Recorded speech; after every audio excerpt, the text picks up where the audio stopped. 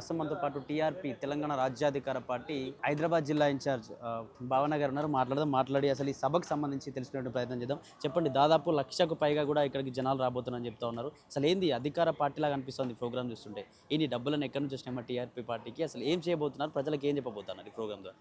Sir, ఈ party గరీబోల party sir. ఇది బీసీల కోసం ఏర్పాటు చేసిన సభ సార్. ఇది వర్షం వచ్చినా కూడా ఎవ్వరికి కూడా ప్రజలకు ఇబ్బంది కలగొద్దన్న ఉద్దేశంతో ఈ టెంట్ వేయించి, ఎందుకంటే మల్లన్న గారు ప్రజలకు ఇన్ని రోజుల నుంచి మనం నష్టపోయింది ఏంది, మనం ఏం నష్టపోయినాం, ఏం కోల్పోయినాం, మన తాతలు అదే ఊడిగం చేసినారు, మన తండ్రులు అదే ఊడిగం చేసినారు, ఇప్పుడున్న మనం ఇదే ఊడిగం చేస్తున్నాం, మన పిల్లలు కూడా ఇదే ఊడిగం చేయాలంటే ఇంకా మన వల్ల కాదు. ఇప్పటికే చాలా అలసిపోయినాం మనము.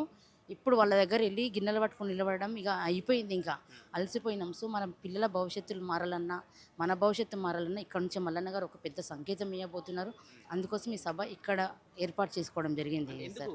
రాజ్యాధికారికి సంబంధించిన పార్టీ ప్రోగ్రామ్ ఇది చాలా పెద్ద ప్రోగ్రామ్. ఎందుకు భువనగిరిలోనే ఎందుకు పెట్టాల్సి వచ్చింది ఈ ప్రోగ్రామ్? మరి దానికి సంబంధించి ఏమైనా వెనక హిస్టరీ ఏమైనా ఉందా? భువనగిరిలోనే ఈ సభ ఏర్పాటు చేయడానికి మెయిన్ రీజన్ ఏంటంటే సార్, ఇది ఉద్యమాల గడ్డ.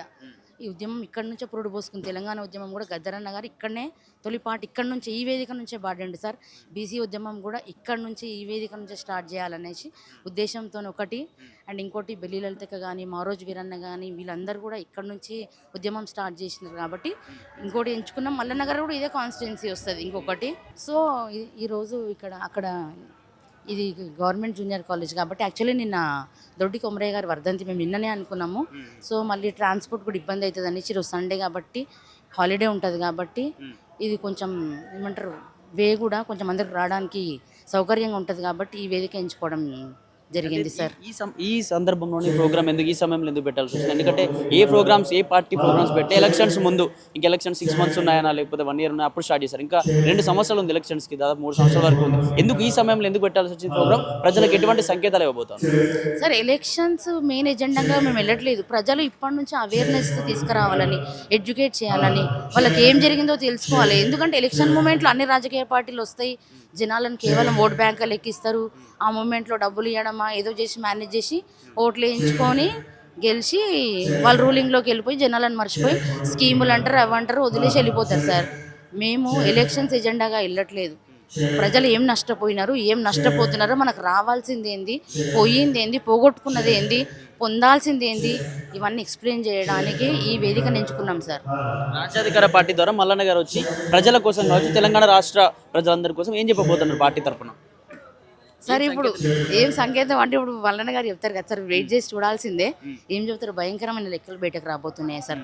ఆల్రెడీ క్యూ న్యూస్ వేదికగా చాలాసార్లు చెప్పినారు, ఈడబ్ల్యూఎస్ ద్వారా మన బీసీలకు ఎన్ని మార్క్స్ వచ్చినా కూడా వీళ్ళకి రాకుండా ఓసీలకు ఫేక్ సర్టిఫికేట్లు ఇచ్చా, వాళ్ళకి ఎట్లా జాబుల్లో ఉద్యోగాలు కూర్చోబెట్టినారో మనకు అన్ని లెక్కలు ఆల్రెడీ చెప్పినారు. ప్రతి అంశంలో కూడా ఎట్లా మనకు స్కీములు అని చెప్పి ఏమేమి స్కాములు చేసారో ఎవ్రీథింగ్ ఆన్ రికార్డ్ ఉంది సార్. మార్నింగ్ న్యూస్లో అన్నీ ఆల్రెడీ వివరించినారు. ఈరోజు ఇంకా కొన్ని లెక్కలు చెప్పబోతా ఉన్నారు. బీసీలకు ఒక పెద్ద ఎస్సీ ఎస్టీ బీసీ మైనారిటీలకు అందరికీ ఒక సంకేతం ఇవ్వబోతా ఉన్నారు సార్. ఈ పార్టీ ఎస్పెషల్లీ ట్యాగ్ లైన్ వచ్చేసి ఎవరికి ఎంతో వారికి అంత, ఈ నినాదంతో ముందుకు వెళ్తా ఉన్నాం. ఎవరి పాపులేషన్ ఎంత ఉంటే, ఎవరి వాటా ఎంత ఉంటే, ఎవరి జనాభా దామాషా ఎంత ఉందో అందరికీ ఆ లెక్క ప్రకారమే అందరికీ అన్ని రంగాల్లో ఈక్వల్గా సీట్లు రావాలన్నది మా ఇంటెన్షన్ సార్.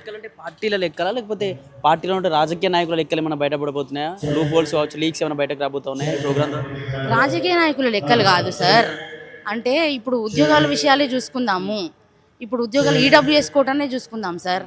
ఇప్పుడు 33% ఉన్నదాన్ని 23% తీసుకొచ్చి ఆ 10% ఈడబ్ల్యూఎస్ అని చెప్పేసి కేసీఆర్ గారు ఎట్లా చేసి, ఒకవేళ వాళ్ళ 10% పాపులేషన్ ఉన్నా కూడా వాళ్ళకు 5% పాపులేషన్ ఉన్నా కూడా ఎట్లా ఇస్తున్నారో అదేవిధంగా అలాంటి లెక్కలు మల్లన్న గారే చెప్తారు సార్. ఇప్పుడు కాసేపు వెయిట్ చేస్తే మనకు అవన్నీ తెలుస్తాయి.